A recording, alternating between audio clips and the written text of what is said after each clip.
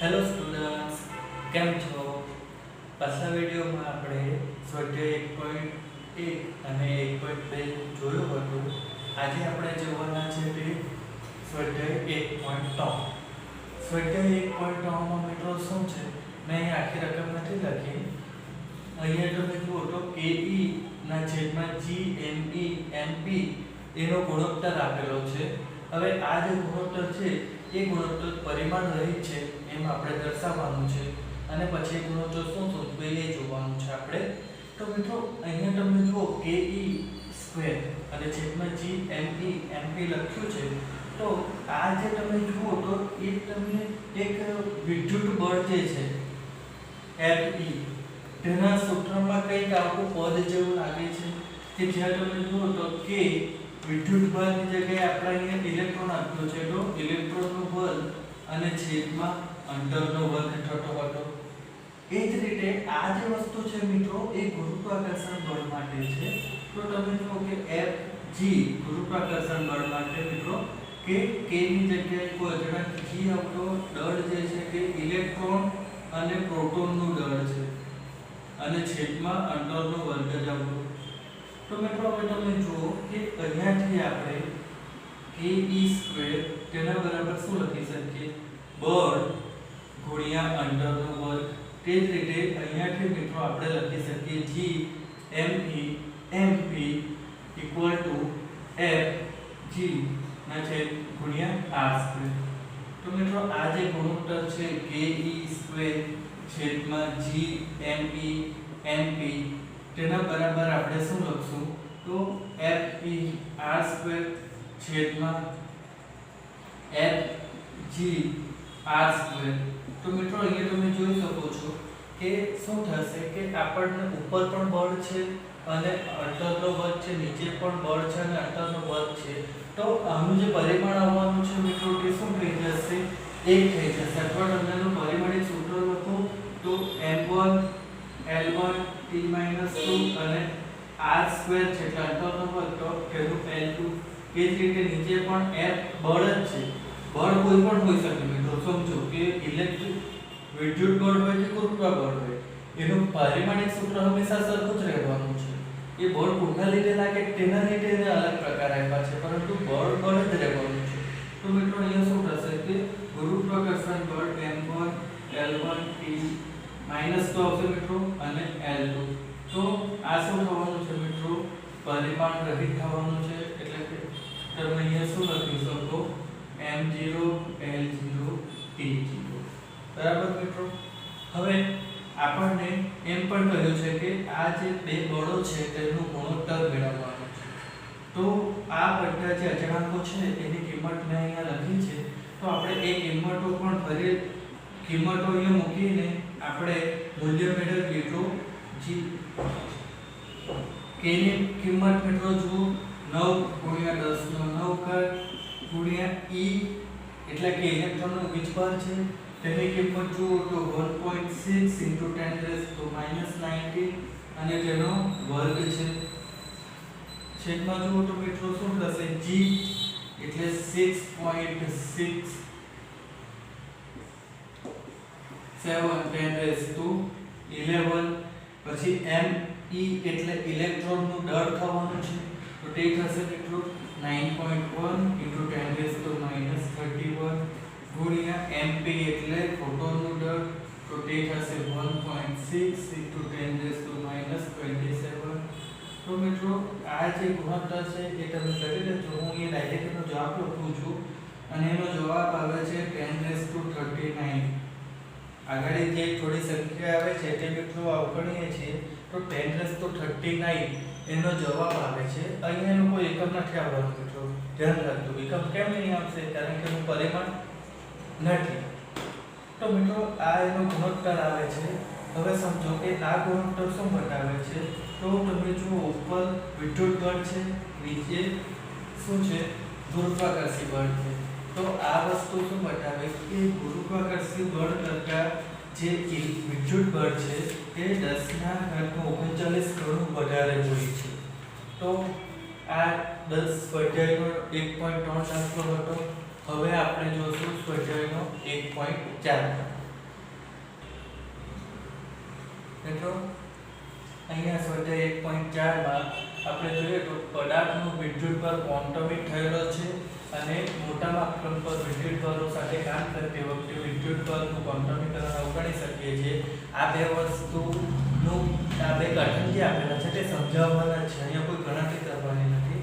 તો મિત્રો પહેલું વસ્તુ જે છે ક્વોન્ટમીકરણ, એ આપણે આ ચેપ્ટરના પહેલા વિડિયોમાં જોયું હતું. ક્વોન્ટમીકરણ વિદ્યુતભારના ગુણધર્મો માટે આપણે જોયું હતું કે કોઈપણ પદાર્થનો કુલ વિદ્યુતભાર જે હશે એ શું હશે કે કોઈ નાના મૂળભૂત વિદ્યુતભાર કે જેને આપણે ઇલેક્ટ્રોનનો વિદ્યુતભાર લઈએ છીએ તેના શું કરશે પૂર્ણ ગુણાંકમાં હોય છે. એ કોઈ પદાર્થનો વિદ્યુતભાર, કોઈ નાનો વિદ્યુતભાર, અહીંયા આપણે ઇલેક્ટ્રોનનો વિદ્યુતભાર લઈએ છીએ મૂળભૂત વિદ્યુતભાર તરીકે, તેના પૂર્ણ ગુણાંકમાં હોય છે. હવે એ વસ્તુને વિદ્યુતભારનું ક્વોન્ટમીકરણ અથવા વિદ્યુતભાર ક્વોન્ટમિક થયેલો છે એમ કહેવાય. પરંતુ મિત્રો જ્યારે આપણે મોટા માપન પર વાતો કરીશું તો ત્યારે શું થશે મિત્રો કે ઇલેક્ટ્રોનનું માપ જે છે એ કેવું છે, ખૂબ નાનું છે. તો અહીંયા કોઈ મોટા માપન માટે વિદ્યુતભાર વધુ હશે તો n કેવો થવાનો છે, વધુ થશે. તો એ કિસ્સામાં શું થશે મિત્રો કે આપણે વિદ્યુતભાર જ્યારે મોટા જથ્થામાં એટલે કે મોટા પદાર્થ માટે વાતો કરીશું તો ત્યારે આપણે એને અવગણી શકીશું, કારણ કે ત્યાં શું થશે કે ઇલેક્ટ્રોન ખૂબ વધુ પ્રમાણમાં હશે, તેના એ સતત વધ્યા રહેશે. તો વિદ્યુતભારનું ક્વોન્ટમીકરણ ધ્યાનમાં લેવાની જરૂર પડતી નથી. તો આ મિત્રો સ્વાધ્યાય 1.4 હતો. હવે આપણે જોશું સ્વાધ્યાય 1.5. મિત્રો સ્વાધ્યાય 1.5 માં શું કહ્યું છે કે જ્યારે કાચના સળિયાને રેશમી કાપડ સાથે ઘસવામાં આવે છે ત્યારે વિદ્યુતભાર બંને પર દેખાઈ દે છે. હવે બીજી ઘટનાઓ પણ મિત્રો થતી હોય છે. તો આ કિસ્સામાં વિદ્યુતભાર સંરક્ષણનો નિયમ કેવી રીતે જળવાય તે આપણે સમજવાનું છે. તો મિત્રો અહીંયા તમે જુઓ કે કાચનો જે સળિયો છે તેના પર મિત્રો વીજભાર સ્વરૂપમાં કેટલો હોય છે, 0. તે જ રીતે આપણે રેશમના કાપડની વાત કરીએ તો તેનો વીજભાર પણ શરૂઆતમાં કેવો હશે, 0 હશે મિત્રો. હવે તમે જુઓ કે જ્યારે કાચના સળિયાને રેશમ સાથે ઘસવામાં આવે છે તો શું થશે કે બાદમાં કાચના સળિયા પરથી જેટલા ઇલેક્ટ્રોન શું થવાના છે, રેશમના કાપડ પર જશે. તો અહીંયા શું થશે કે અહીંયા રેશમના કાપડ પર ઇલેક્ટ્રોન આવવાથી જેટલા ઇલેક્ટ્રોન આવશે એટલો ઋણ વિદ્યુતભાર બનશે. અને તે જ રીતે શું થશે કે સળિયા પરથી જેટલા ઇલેક્ટ્રોન જશે તો ઇલેક્ટ્રોન દૂર થાય એટલે પદાર્થ ધન વિદ્યુતભાર બને છે. તો શરૂઆતમાં બંને પરનો વીજભાર કેવો હતો, 0. તો આ બંનેનો સરવાળો કરીએ તો શું થશે, 0. તે જ રીતે તમે જુઓ કે બાદમાં શું થવાનું છે કે અહીંયા ધન વીજભાર q જેટલો બને છે અને અહીંયા ઋણ વીજભાર. તો આ બંનેનો સરવાળો કરવાથી પણ શું થશે મિત્રો કે જવાબ 0 જ આવે છે. તો હવે તમે જોઈ શકો કે શરૂઆતનો વીજભાર 0 હતો અને જ્યારે પ્રક્રિયાના બાદમાં પણ વીજભાર કેવો બને છે, 0 જ બને છે. તો મિત્રો આ જેવી વસ્તુ તેને જ કહેવાય છે વિદ્યુતભાર સંરક્ષણનો નિયમ, કે જ્યારે કોઈ અલગ કરેલા તંત્ર પર વિદ્યુતભારનો સરવાળો કેવો થાય છે, 0. તો મિત્રો આ જ વસ્તુ છે. હવે આપણે જોશું સ્વાધ્યાય 1.6. મિત્રો હવે આપણે જોશું સ્વાધ્યાય 1.6. 1.6 માં મિત્રો હવે આપણને કઈ ગણતરી કરવાની આવી છે. અહીંયા આપણને 4 વિદ્યુતભારો આપેલા છે અને એક કેન્દ્ર પર રહેલો વિદ્યુતભાર પર લાગતો બળો શોધવાનું છે. તો મિત્રો પહેલા આપણે શું કરીએ કે અહીંયા ક્યાંકની આકૃતિ દોરીએ છીએ. એ આકૃતિ પરથી આપણને શું થશે કે વધારે ખ્યાલ આવશે કે ગણતરી કેવી રીતે કરવાની છે. હવે તમે જો A B C D આ રીતે આપણને ચોરસના 4 શિરોબિંદુ આપેલા છે. હવે તમે જુઓ તો A પર કેટલો વિદ્યુતભાર છે, અહીંયા 2 માઇક્રોકુલમ છે. B પર -5 માઇક્રોકુલમ છે, બરાબર. C પર તમે જુઓ તો 2 માઇક્રોકુલમ છે અને D પર જુઓ તો ફરી 5 માઇક્રોકુલમ છે મિત્રો. અને કહેવામાં આવ્યું છે કે આ કેન્દ્ર પર રહેલો 1 માઇક્રોકુલમનો વીજભાર છે એના પર લાગતું બળ શોધવાનું છે મિત્રો. હવે તમે જુઓ તો અહીંયા આપણે આ 1 કુલમનો વીજભાર છે એના પર શું થશે, તમે જુઓ તો આ વીજ પર આ વીજ પર આ અને આ ચારે ચાર વિદ્યુત ભારો એના પર બળ લગાવવાના જ છે અને એ ચારે ચાર વિદ્યુત ભારો ના બળ જે છે એની દિશા કઈ હશે તે પણ જોવાની છે. તો મિત્રો તમે અહીં જોઈ શકો છો કે F A મતલબ અહીંયા ચાર જે શિરોબિંદુઓ છે તો આપણે શું કરીશું કે જે ચારે ચાર શિરોબિંદુઓ છે તેના વડે લાગતા બળો જોઈએ. તો મિત્રો અહીંયા શું થશે કે F A જે છે તે શું થવાનું છે તો કે વિદ્યુતભાર કયા કયા આવવાના 2 અને કેન્દ્રનો એક વિદ્યુતભાર તો 2 * 1/r². હવે તે જ રીતે મિત્રો અહીંયા આપણે અંતરની વાત એટલા માટે નથી કરતા કારણ કે આ બધી વસ્તુ શું થશે કે ગણતરી લાંબી થશે, આપણે એની જરૂર નથી. F B ની વાત કરીએ તો મિત્રો એ શું થશે k - 5 * 1/r². હવે તે જ રીતે F C ની વાત કરીએ તો મિત્રો અહીંયા વિદ્યુતભાર 2 છે અને આ વિદ્યુતભાર 1 છે તો એ શું થશે k 2 * 1/r². એ જ રીતે F D ની વાત કરીએ તો અહીંયા મિત્રો શું છે -5 છે તો તમે શું કરશો અહીંયા k - 5 1 અને છેદમાં r². તો મિત્રો અહીંયાથી તમે શું જોઈ શકો છો કે F A એ શું છે F C ના બરાબર અને F B છે એ શું છે મિત્રો F D ના બરાબર. હવે તમે જોશો મિત્રો તો શું થશે કે F A તેની દિશા અને F C બંનેની દિશા કેવી છે વિરુદ્ધ છે. તો અહીંયા શું થવાનું છે કે મિત્રો આપણે કુલ બળ મેળવવાનું છે મિત્રો. તો કુલ બળ શું થવાનું છે કે F બરાબર F A + F B + F C + F D. તો મિત્રો અહીંયા તમે જોશો તો શું થવાનું છે કે બળનું મૂલ્ય મેળવવું હોય તો F A + F B + F C છે તેની જગ્યાએ આપણે શું લખી શકીશું અહીંયાથી -F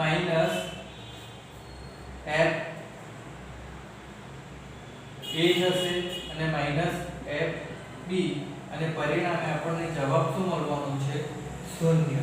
મિત્રો અહીંયા તમે જોઈ શકો છો આકૃતિ પરથી પણ તમને ખબર પડી શકે છે કે આ તરફ 2 માઇક્રોકુલમ થી 1 માઇક્રોકુલમના વિદ્યુતભાર પર બળ લગાવશે એટલું જ અહીંયાથી પણ લાગવાનું છે. તો પરિણામે આના પર લાગતું બળ કેવું થવાનું છે 0. જો મિત્રો આ એક પેન છે એના મધ્ય કેન્દ્ર પર કોઈ બળ લાગતું હોય તો ક્યારે બની શકે કે આપણે આ તરફથી બળ આપીએ અથવા આ તરફથી બળ આપીએ. જો આપણે આ તરફથી 2 માઇક્રોકુલમનો અને આ તરફથી પણ 2 માઇક્રોકુલમનો વિદ્યુતભાર મૂકી દઈએ તો એના પર લાગતું બળ કેવું થઈ જશે સંતુલિત થઈ જશે એટલે એના પર પરિણામી વિદ્યુતબળ નથી આવવાનું. તે જ રીતે અહીંયા પણ 5 માઇક્રોકુલમ અને અહીંયા પણ 5 ઋણ છે તો તેના પર લાગતું બળ પણ કેવું થવાનું છે સરખું. એટલે પરિણામે શું થશે કે જે કેન્દ્રમાંનો વિદ્યુતભાર છે એના પર લાગતું બળ કેવું થવાનું છે 0. તો મિત્રો આ હતો આપણો સ્વાધ્યાયનો 1.6 દાખલો. હવે જોશું આપણે સ્વાધ્યાયનો 1.7. મિત્રો સ્વાધ્યાય 1.7 છે તેમાં શું કહ્યું છે કે અહીંયા કોઈ ગણતરી નથી, 2 વિધાન આપેલા છે તે સમજાવવાના છે. સ્થિત વિદ્યુત ક્ષેત્ર રેખાઓ સરળ વક્ર છે. તો મિત્રો સ્થિત વિદ્યુત ક્ષેત્ર રેખાઓ એ શું છે કે એ કોઈ વિદ્યુત ક્ષેત્ર દર્શાવતું હોય છે. હવે તમે જુઓ તો આ રેખાનું કોઈ વિદ્યુત ક્ષેત્ર હોય છે તો એ વિદ્યુત ક્ષેત્રમાં જો કોઈ વિદ્યુતભાર અહીંયા મૂકવામાં આવે તો એના પર શું થવાનું છે આ દિશામાં બળ લાગવાનું છે. જો એ ધન વિદ્યુતભાર હોય તો અને ઋણ વિદ્યુતભાર હોય તો વિરુદ્ધ દિશામાં આપણે એની દિશા આ લઈએ છીએ વિદ્યુત ક્ષેત્રની. તો ધન વિદ્યુતભાર હોય તો આ દિશામાં અને ઋણ વિદ્યુતભાર હોય તો આ દિશામાં. પરંતુ મિત્રો કોઈ પણ વિદ્યુતભાર હોય કદાચ વિદ્યુતભાર અહીંયા હશે તો એ અહીંયાથી ઉડીને અહીંયા ડાયરેક્ટ જઈ શકતો નથી. એ વિદ્યુતભાર શું થશે અહીંયાથી આ રીતે દરેક સ્થાન પર રહીને શું કરશે બીજા સ્થાન પર જઈ શકતો હોય છે. એટલે કે વિદ્યુતભાર એક જગ્યાએથી બીજી જગ્યાએ કૂદકા મારી શકતો નથી. તો પરિણામે શું થશે કે વિદ્યુતભાર પર વિદ્યુત ક્ષેત્રમાં બળ લાગે છે તે કેવું થવાનું છે સતત. તો તેના લીધે જે વિદ્યુત ક્ષેત્ર રેખા બનવાની તે પણ કેવી બનશે સતત બનવાની છે. બીજી વસ્તુ છે કે બે ક્ષેત્ર રેખાઓ એકબીજાને છેદતી નથી. તો મિત્રો જુઓ કે આ રીતે એક વિદ્યુત ક્ષેત્ર રેખા લીધી અને આ રીતે વિદ્યુત ક્ષેત્ર રેખા લઈએ કે જ્યાં આપણે એકબીજાને છેદાવતા છે. તો એ કિસ્સામાં શું થવાનું છે મિત્રો કે આ બિંદુ પાસે વિદ્યુત ક્ષેત્રની આ અને આ બે દિશા બનવાની છે કે જે વસ્તુ શક્ય નથી. આ વસ્તુ મિત્રો મેં તમને વિદ્યુત ક્ષેત્રની ક્ષેત્ર રેખાઓ વિશે જ્યારે વાતો કરી હતી ત્યારે પણ સમજાવી હતી કે તમે એક સાથે આ અને આ બંને દિશામાં જઈ શકતા નથી. તે જ વસ્તુ શું થાય છે વિદ્યુત ક્ષેત્ર રેખાને પણ લાગુ પડે છે કે વિદ્યુત ક્ષેત્ર રેખાઓ એક જ સાથે બંને દિશામાં જઈ શકતી નથી. તો આ હતો સ્વાધ્યાય 1.7. હવે જોશું સ્વાધ્યાય 1.8. હવે આપણે જોશું સ્વાધ્યાય 1.7. તેમાં મિત્રો આપણને શું કહ્યું છે કે બે વિદ્યુત ભારો આપેલા છે અને એકબીજાથી 20 સેન્ટીમીટર દૂર છે. મિત્રો સૌથી પહેલા તો આપણે જોવાનું કે 20 સેન્ટીમીટર આપેલું છે. તો એ એમપીએસ એસઆઈ એકમ પદ્ધતિનો એકમ નથી. તો આપણે અહીંયા અંતર જે છે તેને મીટરમાં ફેરવશું. એટલે આપણે r બરાબર 0.2 મીટર લેવાનું રહેશે. એ ધ્યાન રાખવાનું. હવે બે વિદ્યુત ભારોની જોડતી રેખાના મધ્યબિંદુ આગળ વિદ્યુત ક્ષેત્ર કેટલું છે તે શોધવાનું છે. તો આપણે શરૂઆતમાં એક A બિંદુ લઈએ અને B બિંદુ લઈએ અને એમનું મધ્યબિંદુ O લઈએ. હવે તમે જુઓ કે A બિંદુ પરનો વિદ્યુત ભાર 3 માઇક્રોકુલમ છે. B બિંદુ પરનો વિદ્યુત ભાર -3 માઇક્રોકુલમ છે. હવે આપણે શોધવાનું છે આ બિંદુ પાસે વિદ્યુત ક્ષેત્ર. તો તમે જુઓ કે અહીંયા ધન વીજભાર છે. તો તેના લીધે ઉદ્ભવતું વિદ્યુત ક્ષેત્ર તેની દિશા શું થવાની છે મિત્રો? બહારની તરફ હશે. એટલે આ બિંદુ પાસે વિદ્યુત ક્ષેત્ર શું થશે? બહારની તરફ, એટલે કે B તરફ હશે. અને તમે જુઓ તો B પરનો વિદ્યુત ભાર છે એ કેવો છે? ઋણ વિદ્યુત ભાર છે. તો એ કિસ્સામાં શું થશે કે જે વિદ્યુત ક્ષેત્રની દિશા હશે તે B તરફ જ રહેવાની છે. તો O બિંદુ પાસે વિદ્યુત ક્ષેત્રની દિશા B ના લીધે શું થશે? B તરફ જ રહેવાની છે. તો મિત્રો હવે તમે જોઈ શકો કે અહીંયા જે વિદ્યુત ક્ષેત્ર મળવાનું છે તેની દિશા શું થવાની છે કે બંને વિદ્યુત ભારના લીધે સરખી જ દિશા થવાની છે. હવે વિદ્યુત ભારનું સૂત્ર E બરાબર આપણે શું લખશું? E1 EA વત્તા EB લખીએ. A અને B વિદ્યુત ભારો છે તેના માટે. તો હવે તમે જુઓ તો EA એટલે અહીંયા શું થવાનું છે કે QA છેદમાં R² વત્તા QB છેદમાં R². હવે તમે જુઓ કે આ અંતર કયું આવવાનું છે મિત્રો? તો આપણને શું કહ્યું છે કે A થી B સુધીનું અંતર 0.2 મીટર છે. મિત્રો ધ્યાન રાખજો 20 સેન્ટીમીટર છે તેને ધ્યાનમાં નહીં લેતા. 0.2 સેન્ટીમીટર છે.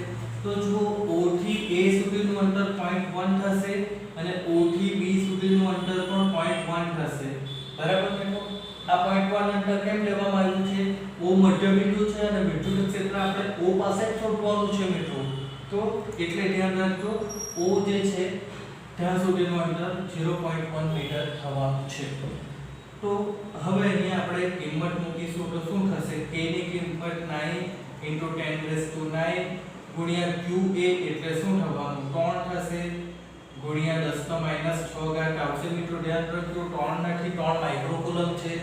હવે છેદમાં શું થશે? 0.1 મીટર અને તેનો વર્ગ વત્તા શું થવાનું છે? K એટલે ફરી આવશે 9 × 10⁹ ગુણ્યા QB એટલે ફરી થશે 3 ગુણ્યા 10⁻⁶ છેદમાં શું થશે? 0.1 તેનો વર્ગ. હવે મિત્રો તમે જુઓ તો બંને તરફના પરિમાણ કેવા છે? સરખા. એટલે આપણે એને શું કરીશું? 2 વડે ગુણી દઈશું. તો 2 ગુણ્યા 9 ગુણ્યા 10⁹ ગુણ્યા 3 ગુણ્યા 10⁻⁶ છેદમાં જુઓ તો 0.1 મીટર છે. બરાબર મિત્રો? તો 0.1 મીટર છે એને આપણે શું લખી શકીશું? 1 × 10⁻². અહીંયા શું થશે? 0.1 છે. તો તેને મિત્રો એક્ચ્યુઅલી આપણે શું કરી શકીએ કે 10⁻⁻1 0.1 એટલે 1/10. તો 10⁻⁻1 અને તેનો સ્ક્વેર થશે એટલે એ શું થશે મિત્રો? 10⁻² થવાનું છે. તો મિત્રો આને જ્યારે આપણે સાદું રૂપ આપીશું તો તો આપણને જવાબ કંઈક આવો મળવાનો છે 5.4 × 10⁻⁻, રિટર્ન આવશે 6 ન્યૂટન પર કુલમ. બરાબર મિત્રો? તો આ અહીં ગણતરી કરીને સાદુરૂપ તમારે જાતે કરવાનું છે. આ શું થવાનું છે? O બિંદુ પાસે આપણને મળતું વિદ્યુત ક્ષેત્ર છે. હવે બીજા કિસ્સામાં આપણને શું કહેવામાં આવ્યું છે કે O પર જો O બિંદુ પર 1.5 × 10⁻⁹ કુલમ જેટલો વિદ્યુત ભાર મૂકવામાં આવે તો એના પર લાગતું બળ શોધવાનું છે. તો મિત્રો આપણા પાસે વિદ્યુત ક્ષેત્ર બરાબર બળ ભાગ્યા વિદ્યુત ભાર આ રીતનું એક સૂત્ર છે આપણા પાસે. તો એના પરથી આપણે શું કરી શકીએ કે બળ બરાબર વિદ્યુત ભાર ગુણ્યા વિદ્યુત ક્ષેત્ર આ બેનો ગુણાકાર કરવાથી આપણે શું કરી શકીએ કે જે તે બિંદુ પર લાગતું બળ શોધી શકીએ. તો અહીંયા શું થશે હવે કે વિદ્યુત ભાર 1.5 × 10⁻⁹ આપેલો છે અને O બિંદુ જે છે તેનું વિદ્યુત ક્ષેત્ર તે આપણે આ મેળવ્યું છે 5.4 × 10⁶. બરાબર મિત્રો? તો આ જે વસ્તુ છે એનો આપણે જવાબ એ આપણને 8.1 × 10⁻³ ન્યૂટન આ રીતે મળવાનું છે. તો મિત્રો અહીંયા ફક્ત ધ્યાન રાખવાનું હતું કે વિદ્યુત ક્ષેત્રની દિશા એક જ તરફ જાય છે. 20 સેન્ટીમીટર આપેલું તો તેને મીટરમાં ફેરવવાનું હતું. બરાબર? અને પછી જ્યારે આપણે બળ શોધવાનું હોય તો વિદ્યુત ક્ષેત્ર બરાબર બળ ભાગ્યા વિદ્યુત ભારનું જે સૂત્ર છે તે યાદ રાખવાનું હતું. તો તે સૂત્ર મૂકવાથી આપણને બળ મળી જાય. આ હતો આપણો સ્વાધ્યાય 1.7. હેલો સ્ટુડન્ટ્સ, આજે આપણે સ્વાધ્યાય 1.9 અને 1.10 એ રીતે કરવાના છે દાખલા. પાછલા વિડિયોમાં આપણે સ્વાધ્યાય 1.8 સુધી કર્યા હતા. હવે આજે જે આપણે જોવાના છે સ્વાધ્યાય 1.9 તેમાં આપણને શું આપ્યું છે મિત્રો કે બે વિદ્યુત ભારો છે QA અને QB, તેમના મૂલ્યો આપ્યા છે, તેમના સ્થાન સદિશો આપ્યા છે. આપણે શોધવાનું છે કુલ વીજભાર અને વિદ્યુત ડાયપોલ ચાર્જ માત્રા. અહીંયા આપણને એક વિદ્યુત ભારનું તંત્ર આપેલું છે જેમાં બે વિદ્યુત ભારો છે. તો એક વિદ્યુત ભાર ધન અને એક વિદ્યુત ભાર ઋણ છે અને તેમનું મૂલ્ય સરખું જ છે. તો આપણે આ જે વિદ્યુત ભારનું તંત્ર બનશે તે વિદ્યુત દ્વિધ્રુવી કહેવાશે. તો આપણે તેના માટે વિદ્યુત ડાયપોલ ચાર્જ માત્રા પણ શોધવાની થશે. હવે તમે જુઓ તો આપણા પર બે વિદ્યુત ભારો છે. હવે એક વિદ્યુત ભાર શું છે? ધન છે અને ઋણ છે અને તેમના સ્થાન સદિશ આ રીતે આપેલા છે. સ્થાન સદિશમાં તમે જો x અને y અક્ષમાં કોઈ નથી, જ્યારે z અક્ષ પર જ મૂલ્ય આપેલું છે. તો આપણે શું કરીશું મિત્રો કે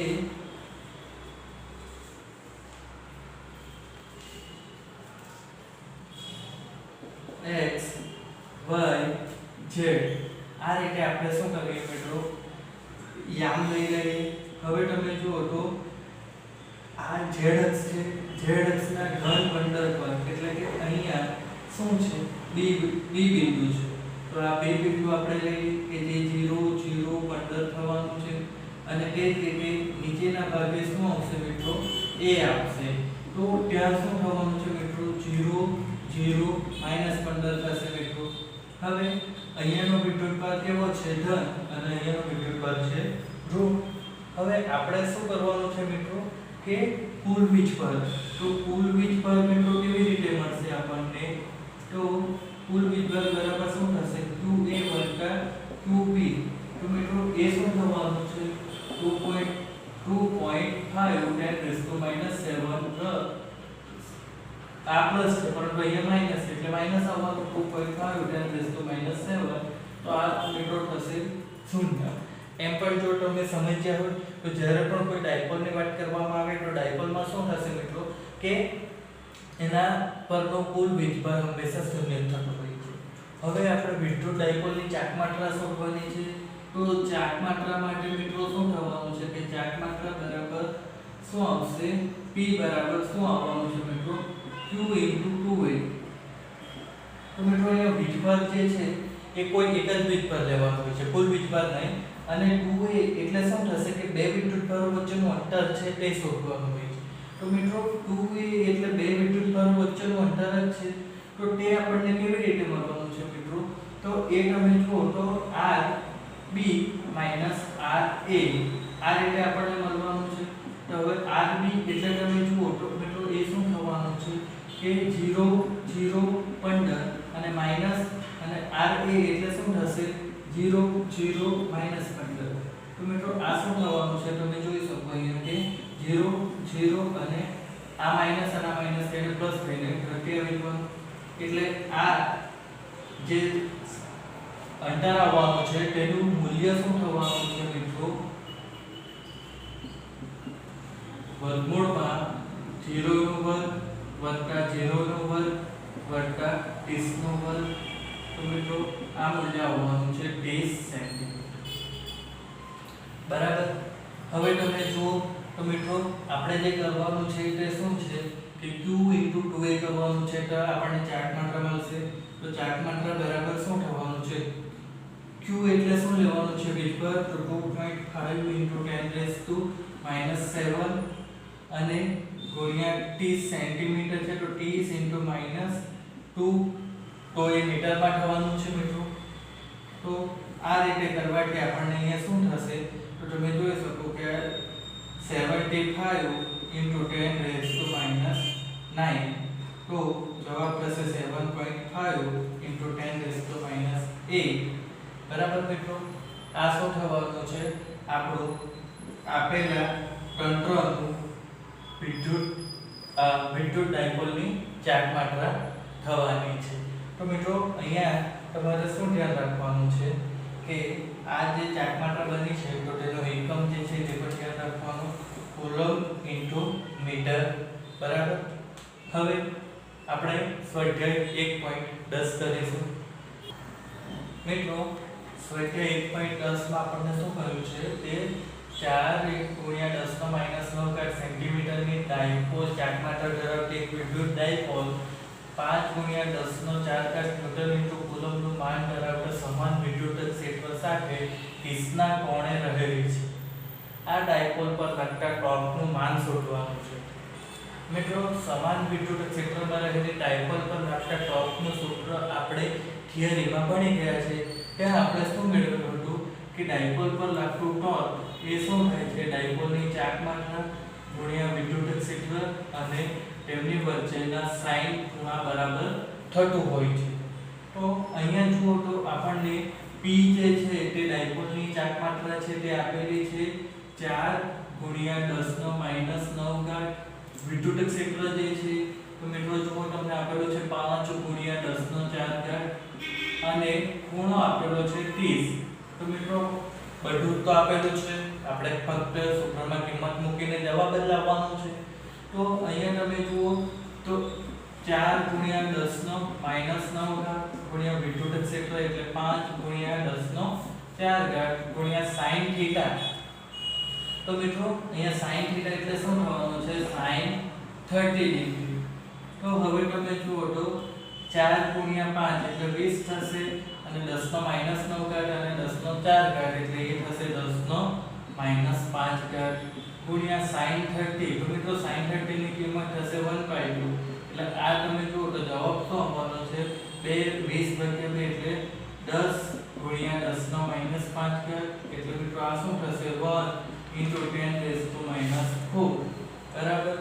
મિત્રો આ શું થવાનું છે? આપણું ડાયપોલ પર લાગતું ટોર્ક આવવાનું છે. બરાબર મિત્રો. તો આ હતો આપણો સ્વાધ્યાયનો 1.10 દાખલો.